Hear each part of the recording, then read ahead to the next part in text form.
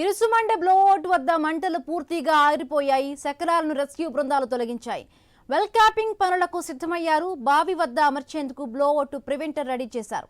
5-6 రోజులుగా ఇబ్బంది పెడుతున్న సమస్యకు పరిష్కారం లభించింది. అంబేద్కర్ కోనసీమ జిల్లా మక్లీపురం మండలం ఇరుసుమండలోని మోరి 5లో బావిలో పీడనం నియంత్రణకు మొదట అక్కడి శకలాలు ప్రతిబంధకమయ్యాయి. వర్క్ ఓవరిగ్ సహా డ్రిల్లింగ్ సైట్లో ఉన్న పరికరాలు కాలిపోయాయి. భారీ క్రేన్ల సహాయంతో పెద్ద సామగ్రిని బయటకు తీసిన బావి పైభాగంలోని రిగ్ శకలాలు, దాని చుట్టూ ఉన్న ఇనుప గొట్టాలు కాలి నేలలో అతుక్కుపోయాయి. అలాగే మంటలపైకి పైపులతో నీటిని పోస్తూ ఉండగా బురద పేరుకుపోయింది. అయినప్పటికీ గత రాత్రి దాదాపుగా అన్ని శకలాల తరలింపు పూర్తి చేశారు. బావి క్యాపింగ్ ప్రక్రియ మొదలు పెట్టేందుకు సన్నాహాలు జరుగుతూ ఉన్నాయి. ఢిల్లీ నుంచి వచ్చిన కేంద్ర మైనింగ్ అధికారులు గ్యాస్ బావి ప్రదేశాన్ని పరిశీలించారు.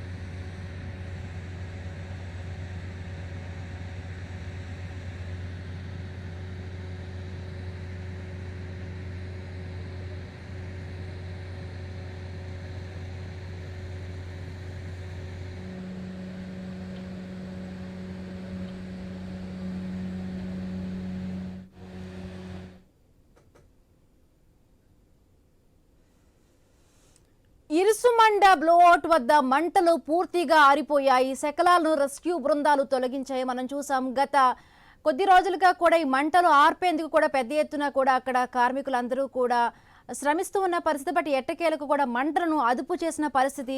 వెల్ క్యాపింగ్ పనులకు అందరూ కూడా అక్కడ సిద్ధమయ్యారు. బావి వద్ద అమర్చేందుకు బ్లోఅవుట్ ప్రివెంటర్ను కూడా రెడీ చేసినట్టుగా తెలుస్తోంది.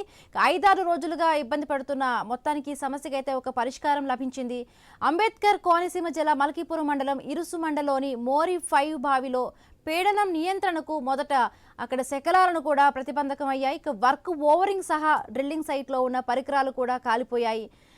సో భారీ క్రేన్ల సహాయంతో పెద్ద సామగ్రిని బయటకు తీసిన పైభాగంలోని రిగ్ శకలాలు, దాని చుట్టూ ఉన్న ఇనుప గొట్టాలు కాలి చాలా వరకు కూడా వర్క్ ఆగిపోయిన పరిస్థితి. మంటలపైకి పైపులతో నీటిని పోస్తూ ఉన్నారు. ఒకవైపు ఈ క్రమంలోనే బురద చాలా వరకు అక్కడ పేరుకుపోయిన పరిస్థితి.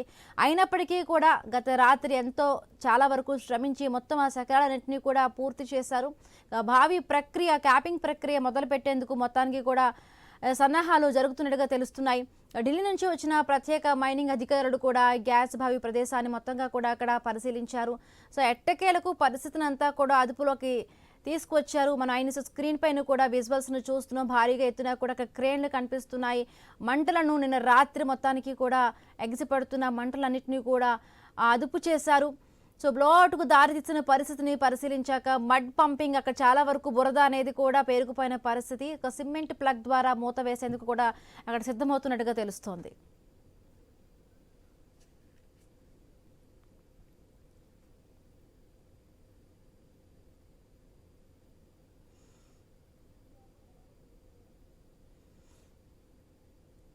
ఇరుసుమండలో బ్లోఅవుట్ వద్ద మంటలు పూర్తిగా అదుపులోకి వచ్చాయి. మా కరెస్పాండెంట్ గణేష్ అక్కడ ఎక్కడైతే మంటలను అదుపు చేశారో ఆ ప్రదేశం నుంచి కూడా స్పాట్లో నుంచి లైవ్లో సిద్ధంగా ఉన్నారు. గణేష్, మొత్తంగా కూడా పరిస్థితి అంటే అదుపులోకి వచ్చినట్టుగా తెలుస్తోంది. డీటెయిల్స్ ఏంటి గణేష్? బిందు 6 రోజులుగా మనం చూస్తూనే ఉన్నాం. కోనసీమ జిల్లా ప్రజలను అరలెత్తించి రాజోల్ నియోజకవర్గం మల్కీపురం మండలంలో ఇరుసుమండ గ్రామం, అదేవిధంగా లక్కవరం గ్రామ ప్రజలను భయభ్రాంతులకు గురి చేసినటువంటి బ్లోఅవుట్ కాస్త తగ్గుముఖం పట్టడం జరిగింది. పూర్తిగా మంటలు అనేవి ఆగిపోవడం జరిగింది. ప్రస్తుతం ఏదైతే క్యాప్ వేయడం జరిగింది. మంటలు పూర్తిగా అదుపులోకి రావడంతో ఇంకా కొంత గ్యాస్ లీక్ అవడం, ఆ లీక్ అవుతున్నటువంటి గ్యాస్ ను కట్టడి చేసేందుకు ఇప్పటికే క్యాప్ వేయడం జరిగింది. మనం చూస్తున్నాం కదా, 6 రోజులుగా నిర్విరామంగా ఎప్పుడైతే ఇరుసుమండ గ్రామ సమీపంలో ఓఎన్జీసీకి సంబంధించినటువంటి మోరీ ఏదైతే ఆయిల్ బాగుందో ఇది ఒక్కసారిగా డీప్ ఇండస్ట్రీకి సంబంధించినటువంటి కంపెనీ ఇక్కడ రిగ్గింగ్ చేస్తున్నటువంటి సందర్భంలో ప్రజలకు గురయ్యి మంటలు అనేది వ్యాపించడం జరిగింది.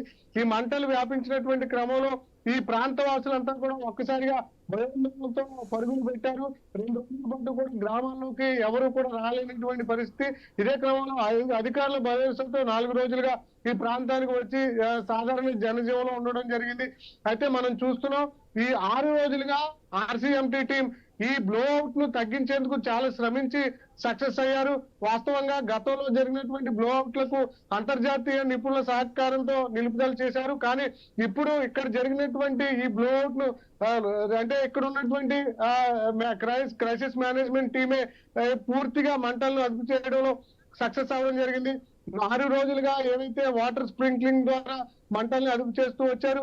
ఎవరికి కూడా ఒక్క చిన్న గీత కూడా తగలకుండా ఈ ఫైర్ వల్ల ఎవరికి ప్రాణ నష్టం కలగకుండా ఉండే విధంగా చాలా జాగ్రత్తలు తీసుకున్నారు. ఈ ఫైర్ లో కోట్లాది రూపాయలకు సంబంధించినటువంటి యంత్ర సామాగ్రి కూడా తగలిపడడం జరిగింది. దాదాపు డీప్ ఇండస్ట్రియల్ కి సంబంధించినటువంటి రిగ్గింగ్ వేసే మిషన్ కూడా స్పాట్ లోనే ఉండడం, అక్కడ కాలిపోయినటువంటి విధానం కూడా మనం చూడడం జరిగింది. ప్రస్తుతానికైతే పూర్తిగా మంటలు ఆగిపోవడం, ఇప్పటికే క్యాపింగ్ చేయడంతో ఈ ప్రాంత వాసులంతా కూడా ఊపిరి పీల్చుకోవడం జరిగింది. అయితే తమకు జరిగినటువంటి పర్యావరణ నష్టాన్ని ఈ చుట్టుపక్కల రైతాంగం ఈ ఫైర్ వల్ల ఏవైతే కొబ్బరి చెట్లు అన్ని కూడా నష్టపోయారో ఆ నష్టపరిహారం కావాలని చెప్పి స్థానిక రైతులు అడుగుతున్నటువంటి పరిస్థితి. ప్రస్తుతం ఆర్సీఎండీ టీం శ్రమించి మొత్తంగా ఈ మంటలను అదుపు చేయడంలో సక్సెస్ అయ్యారు. ప్రస్తుతానికి ఓఎన్జీసీకి సంబంధించినటువంటి డైరెక్టర్ సక్సేనాతో పాటు ముఖ్య నాయకులంతా కూడా ఇక్కడికి చేరుకుంటూ ఉన్నారు. ప్రస్తుతం పూర్తిగా మంటలు అనేవి ఆగిపోవడంతో అందరూ ఊపిరి పీల్చుకున్నటువంటి సందర్భం కనిపిస్తుంది. ఘటన జరిగిన మొదటి రోజే ప్రజలు అంటే అలర్ట్ చేయడంలో ఐన్యూస్ ఎక్స్క్లూజివ్ గా ఎప్పుడైతే గ్యాస్ వెలువడిందో ఒక స్మోక్ మరి తెల్లవారుజామున ఏ విధంగా మంచు ఎలా వస్తుందో ఆ విధంగా వస్తున్నటువంటి సమయంలో ఆ రాజోల్ రిపోర్టర్ శ్రీనివాస్ ఆ ఎక్స్క్లూజివ్ గా విజువల్స్ తీసి ప్రజానికాన్ని అలర్ట్ చేయడంలో కీలక పాత్ర వహించారు. గడిచినటువంటి 6 రోజులుగా గణేష్, అంటే ఇప్పుడు ఒక ప్రమాదం ఈ ఖనిజ నిక్షేపాలు వెలికి తీసే క్రమంలో కూడా అంటే ఎప్పుడూ చూస్తున్నాం ఇలాంటి తరహా కూడా ఘటనలు జరుగుతూ ఉన్నాయి. ప్రమాదం జరిగాక వాళ్ళకు ఎక్స్గ్రేషియా ప్రకటించడమో లేకపోతే ఒక వాళ్ళకు కొంత సహాయం చేయడమో కాకుండా బట్ ఇలాంటి ఘటనలు జరగకుండా కూడా ఏదైతే కంపెనీ ఉందో కంపెనీకి సంబంధించి కూడా ఎటువంటి ఎక్స్ప్లెనేషన్ అడిగారు, ఇలాంటి జరగకుండా కూడా మళ్ళీ ఏమైనా ప్రివెన్షన్స్ తీసుకునే విధంగా ఉందా? ఏం చెప్తున్నారు అక్కడ? అంటే దేశవ్యాప్తంగా ఆయిల్ బాగా ఉన్నటువంటి ప్రాంతాలు గుజరాత్ కావచ్చు, అస్సాం కావచ్చు, అరుణాచల్ ప్రదేశ్, ఈ ఆంధ్రప్రదేశ్ లో ఉన్నటువంటి కోనసీమ ఈ ప్రాంతాలన్నింటిలో కూడా అక్కడ ఆయిల్ నిక్షేపాలు ఎక్కువగా ఉంటే ఈ ప్రాంతంలో గ్యాస్ నిక్షేపాలు ఎక్కువగా ఉండడంతో తరచుగా ఫైర్ యాక్సిడెంట్లు అంటే ఇక్కడ బ్లోఅవుట్లు అదేవిధంగా గ్యాస్ లీకేజ్ ఘటనలు జరుగుతున్నటువంటి సందర్భం కనిపిస్తుంది. అందువల్ల ఇక్కడ గ్యాస్ ఎక్కువగా ఉండడంతో ఈ అగ్ని ప్రమాదాలు చోటు చేసుకున్నటువంటి సందర్భం ఉంది. అయితే దీన్ని కట్టడి చేసేందుకు చాలా సార్లు ప్రయత్నిస్తున్నా కూడా ఇవి తెలియకుండా అగ్ని ప్రమాదాలు చోటు చేసుకుంటున్నాయని చెప్పి ఓఎన్జీసీ ఇప్పటికే అధికారికంగా ప్రకటించింది. వాస్తవంగా 72 రీరిగ్స్ కి ఇక్కడ ఈ ప్రాంతంలో వర్కింగ్ జరుగుతున్నట్లుగా తెలుస్తుంది. అందులో డీప్ ఇండస్ట్రియల్ లిమిటెడ్ ఇక్కడ వర్క్ చేస్తున్నటువంటి సందర్భం మొదట్లోనే ఈ ఫైర్ యాక్సిడెంట్ జరగడంతో ఓఎన్జీసీ కూడా ఇబ్బందులు పడటం, అదేవిధంగా కోట్లాది రూపాయలు విలువైనటువంటి ఆయిల్ గ్యాస్ నిక్షేపాలన్నీ కూడా గత 6 రోజుల నుంచి మంటల్లో కాలి బూడిదవడం మనం చూస్తూ వస్తున్నాం. అయితే భవిష్యత్తులో ఇలాంటి ఘటనలు జరగకుండా చూడాలని స్థానిక ప్రజలు కోరుతున్నారు. ఎందుకంటే గతంలో బ్లోఅవుట్ జరిగినటువంటి ప్రాంతం నగరంలో 23 మంది చనిపోయినటువంటి చరిత్ర ఉంది. అలా కాకుండా మా ప్రాణాలకు రక్షణ ఉండాలి. అదేవిధంగా ఈ ఫైర్ యాక్సిడెంట్ల వల్ల ఈ చుట్టుపక్కల ప్రాంతం తీవ్రంగా నష్టపోతుంది. ఈ గ్రామాలను దత్తత తీసుకుని రోడ్లు అభివృద్ధి చేయడం, ఈ ప్రాంతాలను అభివృద్ధి చేయాలని చెప్పి ఓఎన్జీసీని డిమాండ్ చేస్తున్నారు. ముఖ్యంగా రాజోల్ నియోజకవర్గ ఎమ్మెల్యే దేవవరప్రసాద్ ఆయన ఈ భవిష్యత్తులో ఇలా జరగకుండా ముందుగానే అసలు ఎక్కడెక్కడ ఈ వర్క్ జరుగుతుంది ఆ ప్రాంతాల్లో ఉన్నటువంటి ప్రజలను ముందుగానే అలర్ట్ చేయాలని కోరుతున్నారు.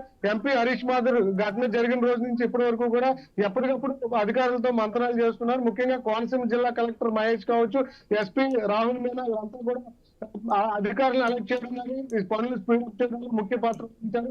మొత్తంగా అధికారులు అదేవిధంగా ఓఎన్జీసీ ఇక్కడ ఆర్సీఎం టీం ఇవంతా సమగ్ర సమన్వయంతో ఇక్కడ మంటలు పూర్తిగా ఎవరికి ఇబ్బంది లేకుండా అదుపులోకి తీసుకుని క్యాల్కులేషన్ జరగడంతో భవిష్యత్తులో ఇలాంటి ప్రమాదాలు తలెత్తకుండా ఉండే విధంగా ఖచ్చితంగా ఓఎన్జీసీ నుంచి కొంత ఎక్కడెక్కడ వర్క్ జరుగుతుంది ఎక్కడ ఎలా జాగ్రత్తలు పాటించాలన్న అంశాల మీద అయితే మరొకసారి సమీక్షలు నిర్వహించేటువంటి సూచనలు కనిపిస్తున్నాయి. ఏం లేదు. Right, thank you Ganesh, thanks for the updates.